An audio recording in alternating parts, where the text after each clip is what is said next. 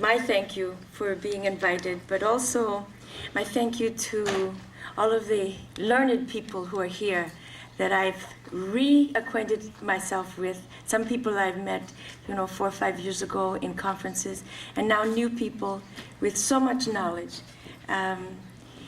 This paper that I'm going to share with you concentrates on dance, something that we have alluded to in several of the sessions. It concentrates on music, which is the same thing, different aspect of it, the whole. It concentrates on botany and pharmacology. It concentrates on food. It all happens in the dance. So I begin by saying I am a young person in this life. As an African American, we didn't grow up with all of this knowledge at our doorstep. And many of us have gone to these other places, sometimes in the United States, but many times in other countries, where Sheila and I have lived with Gracinia and with Ana Perez and my other godmothers and godfathers. So what I bring to you is my portion, my knowledge about the dance. And for those of you who can augment what I'm saying, please do so. Today, my plan is to present a sample of what I'm doing in my ongoing research on embodied knowledge, a part of which is, quote, knowing through dancing, a branch of knowledge, also creativity and invention, that receives little academic attention in a technologically oriented world, but one that I think is sorely needed.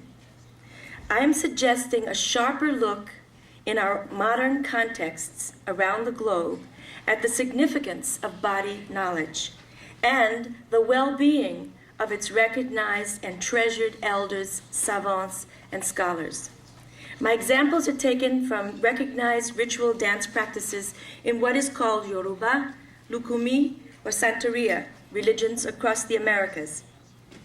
Devotees within these African American religious practices understand the function of dance performance as a primary vehicle for spiritual communication, but also for physical healing and social balance. And through their bodies, they access and store music and dance scores. These scores, however, relate to belief, politics, economics, and not simply to relaxation. Devotees interpret the stories of the dancing divinities, called Orisha, as statements on human behavior. Proper social relationships and culturally appropriate behaviors are outlined and retold in chants, proverbs, folk tales, religious liturgy, and both oral and now written histories. Also, these relationships and behaviors are vividly repeated through codified gestures, expressive movement sequences, and a range of kinesthetic responses. In the dance practices of Lukumi Yoruba, the physical body becomes the social body, both the repository of knowledge from the collective memory of a variety of African ethnic groups, but also the sensitized reactor of modern transnational culture. This body is dressed in memory and spiritual clothing while in performance. It drinks of archaic chants and ancient rhythms, as well as from synthesized and electronic sound concoctions. This body is fed by organic movements of old, as well as by particularized contemporary gestures, until it generates a power within that is capable of transformation of self and of others. Hey, iba iba cheke che, oya de, iba iba cheke che, ago ile ago yona, oya de ire oya de. With this first chant, or one like it, we are introduced to the public dance performance for Oya. I forgot to dance it. Oya de, iba iba cheke che. Oya de, iba iba chekeche, ago iya olona, oya sile oya de. The arms are held majestically and authoritatively above the head, and at this beginning point, they mark the soft curving of a breeze in space, blowing gently in one direction and then in the opposite direction. We're told in English translations that the chant says, the terror arrives, homage finds homage, authority hails authority. Make way in the house, make way on the road. The terror comes with goodness, the terror comes. The chant, the rhythm, and the gestures, and the hundreds of stories concerning Oya describe her as the cosmic essence that is most associated with air, the wind, the breeze, the hurricane, but especially the tornado. We're given meteorological analysis of wind patterns that governed West Africa and the fierce atmospheric conditions that became associated with the force of Oya in and around the Niger River, Oya's original shrine or worship site. She's associated with the meeting of waters that flowed in opposite directions and which eventually became the Niger, thus aligning her and her devotees with places and times of dynamic change, whether in revolution, the marketplace, the carnival and masking, or simply with the last breath of life. She is a female warrior. These references anticipate the next series of songs that are performed to a different set of rhythms called generically Yongo. With this faster pace, we hear words that summon images of Oya with increased tension. The song for the second stage of an Oya offering speak of, quote, one who turns in another direction is perplexing. Please come, I will be happy when you gush into the house. Oya is strong and capable. The terror continually speaks, continually speaks. Can we have the tape? And here we're going to see what Ali Wilson was talking about, the 3 against 2 done in dance.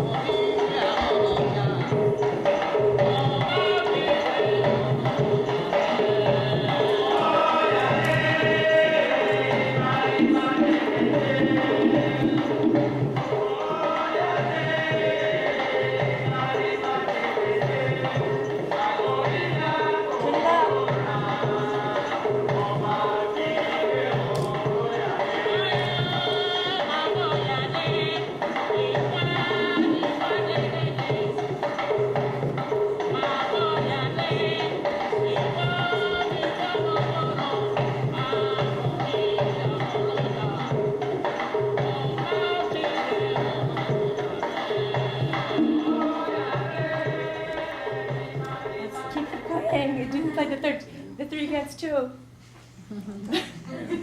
Something happened. Anyway, da da da da da da da da da da da da da da da oya de o ya oya de, where you get the 4 pattern that we had here, and then that 4 pattern switches to the body movement of da da da 2 3 1 2 3 1 2. But you can, as a dancer, go from the 4 da da da 1 2 3 4 E 1 2 3 1 2 3 1 2. Okay.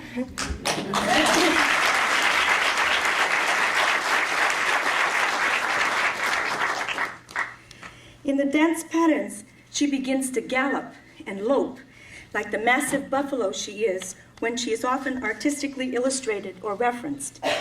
Oya, the one who tears the leaves, the one who turns things and changes them, the woman who you make way for when she turns.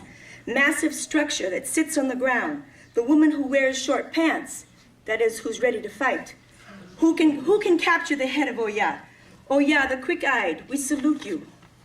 Her dance body rhythms play a 3 against 2 pattern and encourage dynamic mathematics, both in the drumming and the dance practices, a demonstration of skill, craft, intelligence, and inventiveness. Ultimately, however, Oya's dance is wild, aggressive, and provocative. She engages the full physical force of woman and simultaneously the affinity for mental challenge and problem solving that is more commonly associated with men in European and American cultures.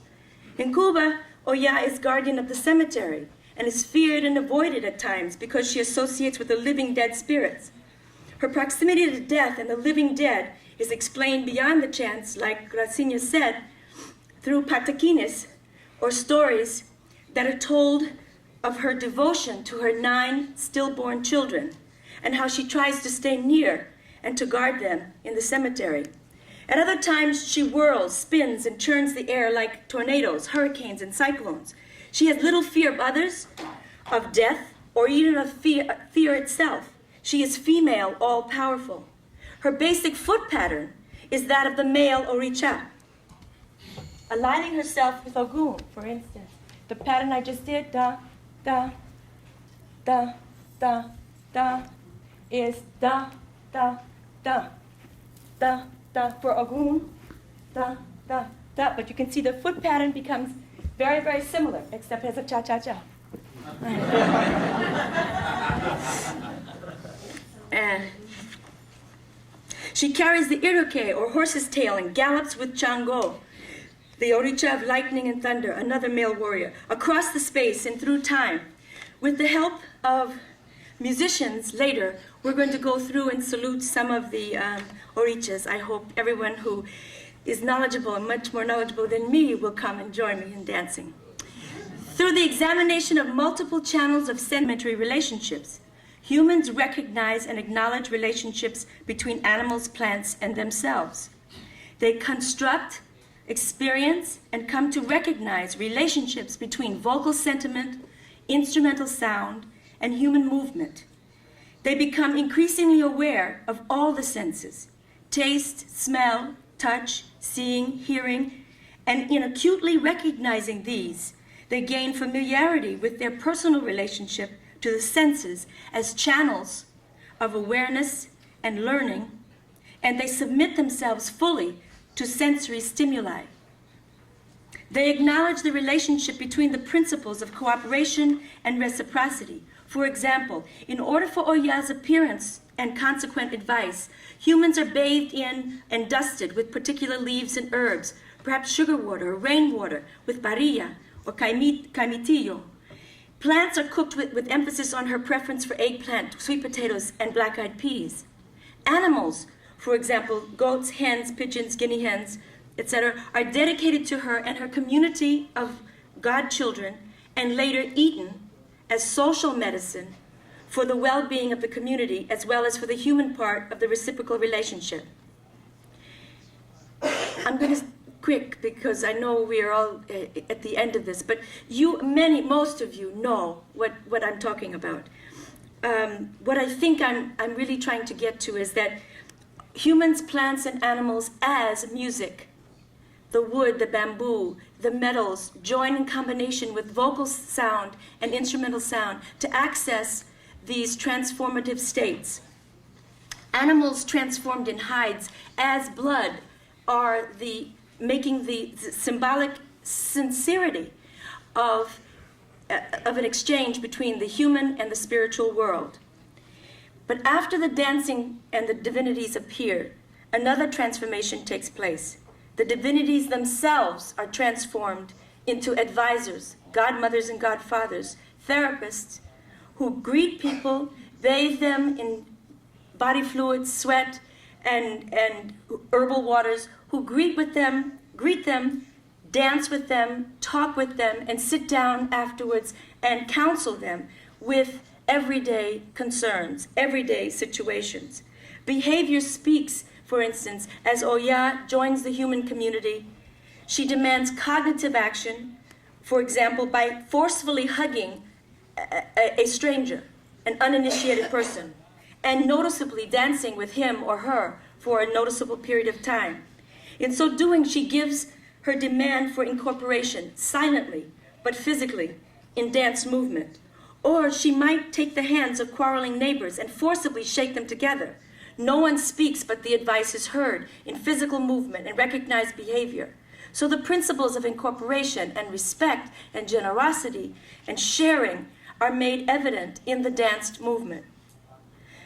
In a modern contemporary setting, we can perceive the existence of Oya and her still powerful but often disregarded dance. Nina, had a powerful Oya at the piano and in her voice.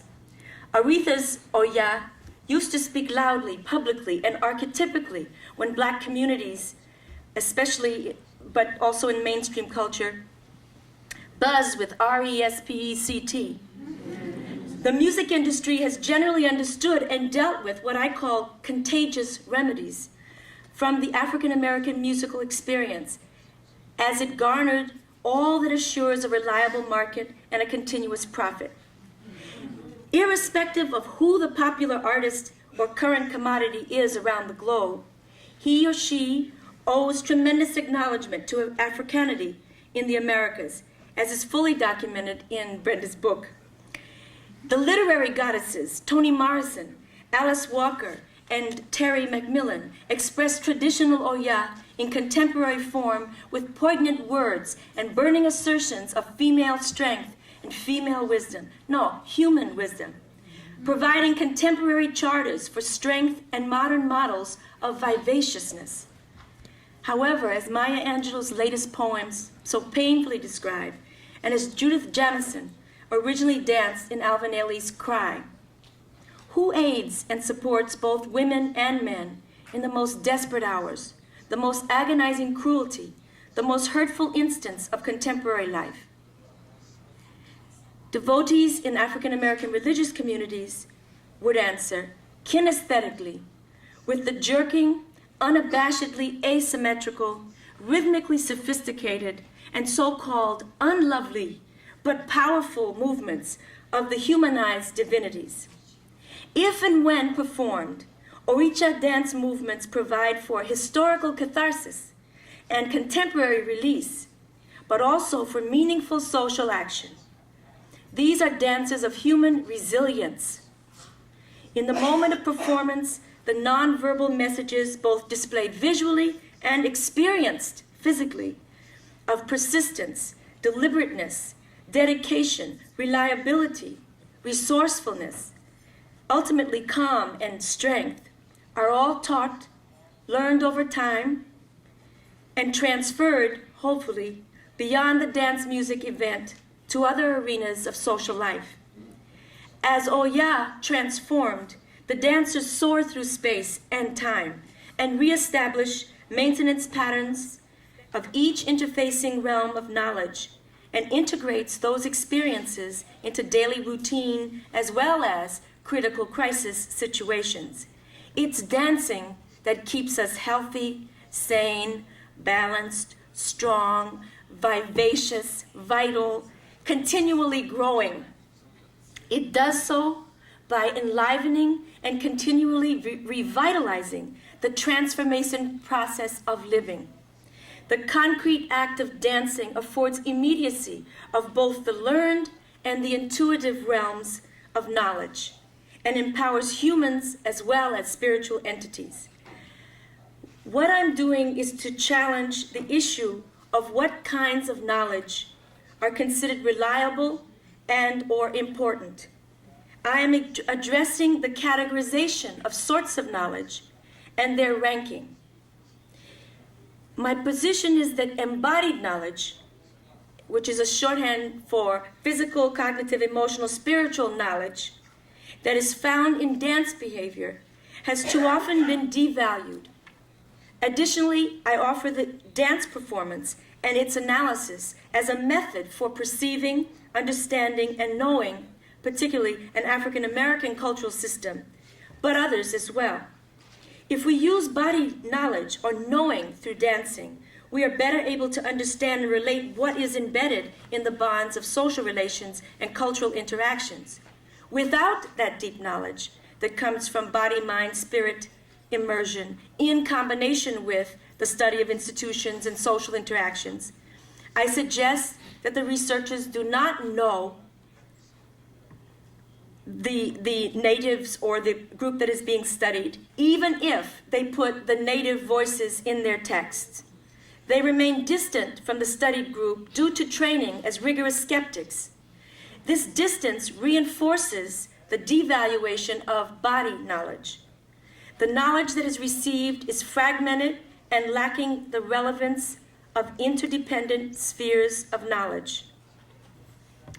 In conclusion, I must remind this audience of the work of my professional foremothers, Catherine Dunham and Pearl Primus, and now another sister dancer, Emeka Heradi, in Suriname,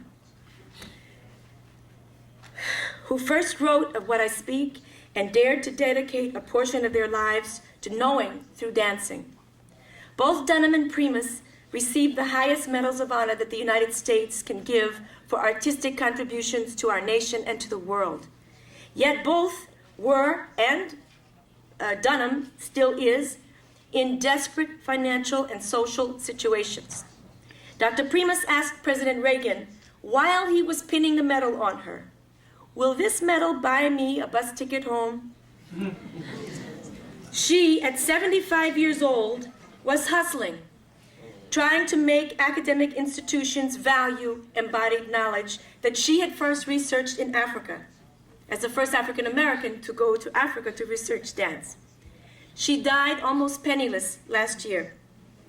Ms. Dunham, too, still living at 86 years old, has been ridiculed in the halls of anthropology.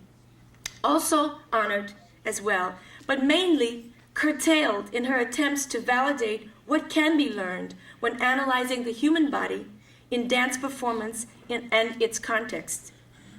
So to this body of august body of thinkers, I bring this as my deep concern. Dance analysis should be included in future cultural analyses because it does not polarize, prioritize, nor fragment knowledge. The musicians and dancers of African descent are our archivists, are our scholars.